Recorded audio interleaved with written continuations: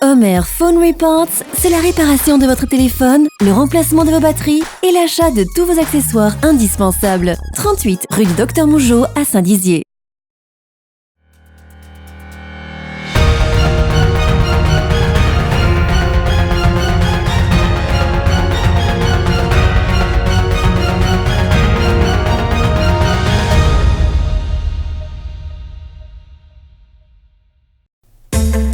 Les 28, 29 et 30 juin, le festival Musicalité a de nouveau enflammé le parc du Jard à Saint-Dizier.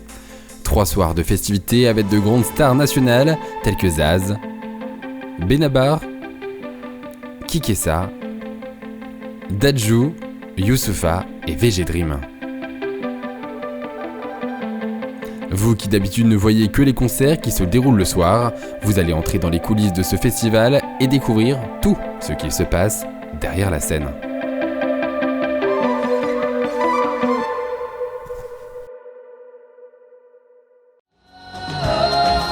Cela fait maintenant 22 ans que le festival Musicalité existe et cette année il a réuni plus de 56 000 personnes en un seul week-end, un défi majeur pour l'organisation et les équipes techniques. À la tête de ce Musicalité, Ilona Piatchok, elle dirige l'ensemble du festival sur les 3 jours et coordonne toutes les équipes, un travail qui n'est pas toujours facile à réaliser et parfois qui fait face à quelques imprévus. On est en ce qu'on appelle la loge organisation, c'est le point névralgique de tout le festival, où se passe toute la coordination, qu'elle soit tant sécurité, technique, artistique, production. Et donc on a les plannings de journée. On a tout un système aussi de radio, etc. On a du matériel qu'on transporte de loge en loge. Mais voilà, c'est vraiment le point central. C'est un tout petit bungalow, mais c'est le point central du festival. Il y a beaucoup de décisions, même la plupart des décisions qui se prennent ici, puisque on a une préparation en amont avec des plannings, vous les voyez là, on a des plannings prévus, et puis tout ce qui est gribouillé, c'est tout ce qui arrive en plus. Donc en fait, on est toujours en train de... Voilà, on est dans l'improvisation, c'est le spectacle, hein. Le festival Musicalité, c'est aussi une grande partie logistique. En effet, plus d'une centaine de personnes est présente durant ces 3 jours et travaillent d'arrache-pied. Le seul instant de répit est celui du repas, un moment d'échange pour ces hommes de l'ombre. Pour Franck Villain et son équipe, c'est près d'1 millier de repas préparés durant ces 6 jours. On est 5 personnes, plus Sonia qui nous donne un coup de main à la plonge, à la mise en place et tout ça. Alors, dès le matin, on va faire nos courses, parce qu'on fait pratiquement que du frais.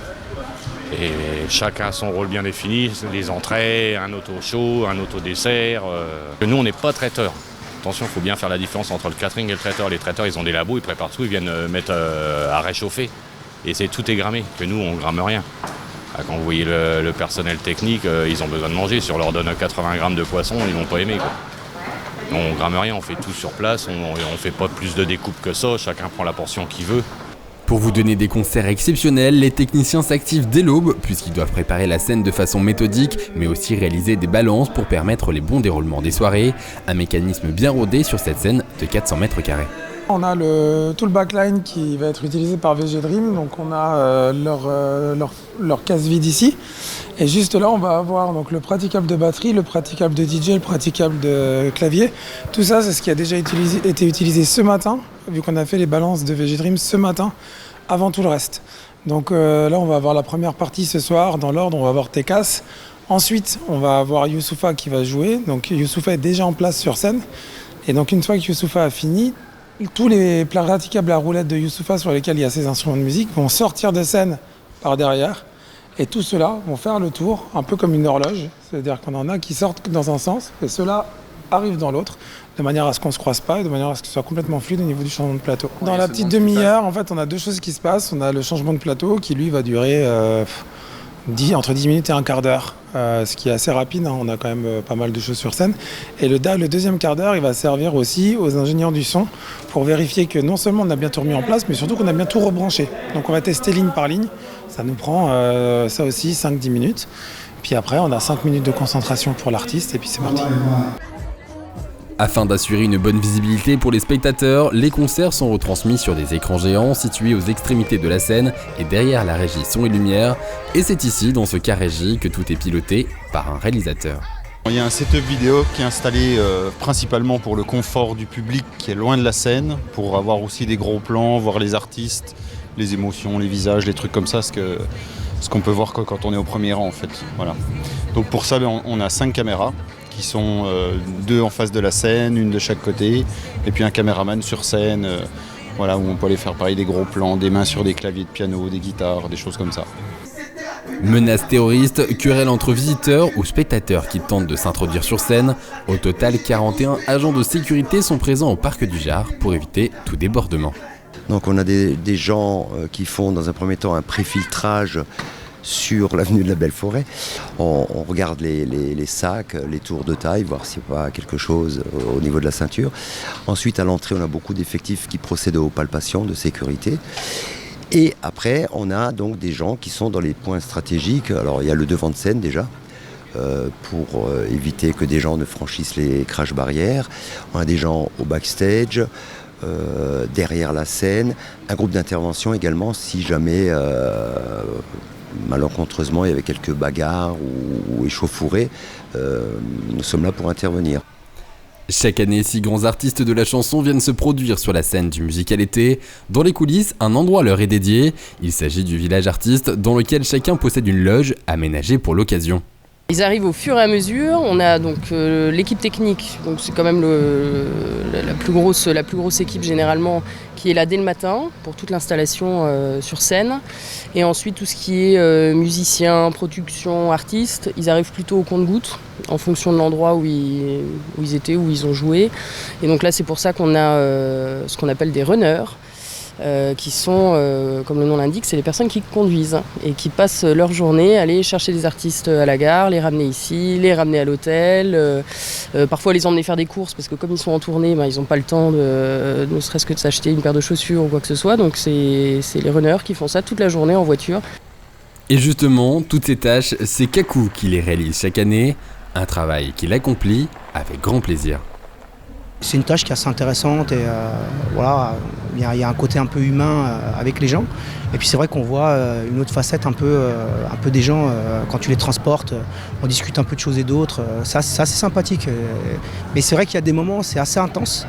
Parce qu'on demande d'aller à l'hôtel par exemple, de revenir, après d'aller rechercher par exemple quelque chose à Cora, une petite babiole ou peut-être un câble électrique ou autre.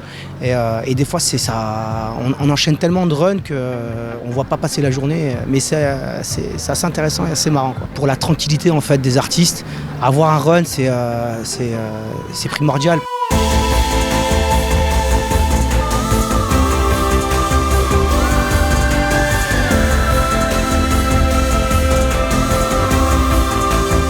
Vous l'aurez donc compris, ce festival n'est pas de tout repos pour les personnes qui y travaillent et qui donnent le meilleur d'eux-mêmes pour que vous puissiez vivre ce Musical-été en toute tranquillité.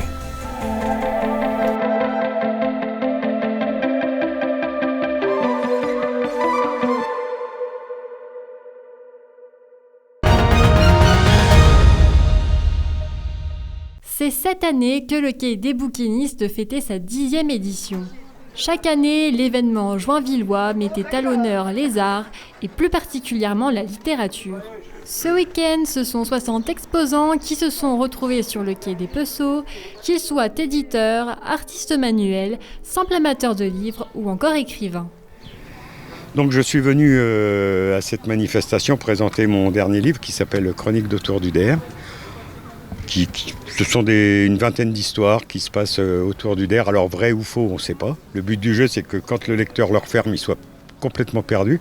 Et je prépare la même chose pour 2020, donc à la au Salon de la photo animalière de Montier-en-Der 2019 sortira Chroniques paysannes, avec les mêmes genres d'histoires, mais sur la vallée de la Blaise. Et voilà, on s'amuse un petit peu à perdre les lecteurs. C'est ce que j'aime le mieux. Qui ne sachent plus où ils en sont à la fin du livre. Cette année, l'école de musique François de Vienne était également de la partie, puisque des pianistes et des clarinettistes ont joué de nombreux morceaux. Enfin, au parc du Cavé, ce sont des photographes et des peintres qui se sont réunis pour faire découvrir leur travail au grand public. Ce matin se tenait à l'AFPA de Saint-Dizier un petit déjeuner de présentation de l'action Femmes bricoleuses et autonomes. Celle-ci a pour but d'accueillir des femmes afin de valoriser et de développer leurs compétences, aussi bien techniques que personnelles, en réalisant différents ateliers gratuits comme ceux dédiés au bricolage ou à l'estime de soi. L'objectif de l'action est de pouvoir créer une dynamique au sein d'un groupe qui va valoriser en fait la compétence et qui va pouvoir leur prouver qu'elles sont capables de faire des choses seules. Voilà, pas forcément en ayant besoin d'appeler un voisin ou d'appeler un professionnel. Ainsi, ce dispositif permet aux femmes de se sentir libres et indépendantes, à l'instar de ces femmes déjà présentes lors de la précédente édition. Parfois, on veut faire des choses et quand on parle ça à nos compagnons, on met toujours demain. Nous, comme on est toujours pressés à le faire quelque chose, c'est tout de suite ou rien. Alors, on préfère aller faire la formation que d'attendre les autres de faire pour nous parce que comme ça, on est indépendant et on peut le faire nous-mêmes. C'est une manière pour vous de vous sentir plus libre? Après oui, mais bon, après il y a déjà des femmes qui sont déjà indépendantes, qui savent se débrouiller toutes seules, d'autres qui veulent le faire mais qui ne peuvent pas parce qu'elles n'ont pas les notions ou les moyens et elles peuvent apprendre. Et puis d'un autre côté, comme elle dit, on n'est pas obligé d'avoir son mari derrière nous pour nous apprendre à faire les choses et qu'on le fasse nous-mêmes. Et au final, pour toutes les femmes qui nous regardent, est-ce que c'est si compliqué que ça, le bricolage? Parce que ça peut paraître un monde. Non, du tout. À partir du moment où on veut vraiment le faire, on le fait, quoi. Il n'y a pas de souci. L'action Femmes bricoleuses et autonomes est donc ouverte à toutes les femmes, alors n'attendez pas, lancez-vous.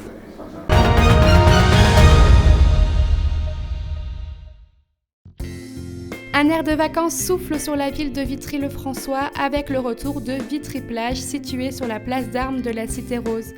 Au programme des activités qui s'adressent à tous et à toutes, comme aux petits et aux grands, de quoi se retrouver, se détendre et s'amuser en famille. De l'autre côté, on a le ventre glisse. Ça, c'est pour les gamins entre 6 et 12 ans en général. C'est un peu pour se rafraîchir parce qu'il n'y a pas forcément d'autres endroits pour se rafraîchir. À côté, il y a le trampoline. Il n'y a pas d'âge limite exact pour ça. Après, on a mis des petits jeux comme le tennis de table ou encore le baby-foot. Il y a aussi le mini-golf, c'est surtout pour les familles, celui-là. De l'autre côté, on a le sort d'acrobranche là-bas, c'est pour les enfants. On a aussi un terrain gonflable là-bas, c'est aussi pour les jeunes. Un atelier d'escalade et un bac à sable là-bas avec des petits jouets pour les enfants. Ça nous fait une détente. Qu'à Vitry, la plage, il faut aller loin. Qu'ici, sur la plage d'Armes, on a la plage. Crois en vacances, voilà. Partir en vacances en restant près de chez soi est donc possible, alors n'hésitez pas à venir dans ce lieu convivial ouvert pendant tout l'été, du 6 juillet au 18 août.